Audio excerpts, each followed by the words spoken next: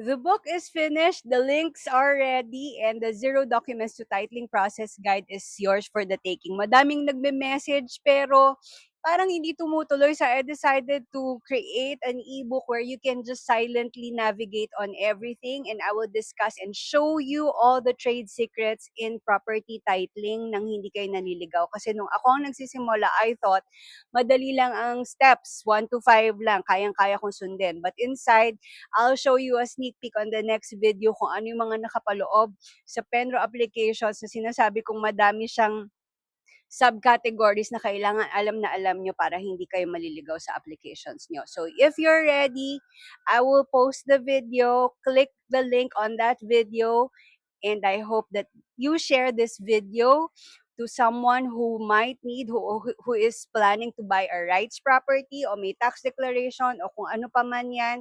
So we have a series from Zero Documents. The book is already finished. I already finished also the manual for the property titling, verification ng tax, titles, maps, and everything that you might need in securing and validating your documents. At madami pa tayong books on the lineup. So make sure to follow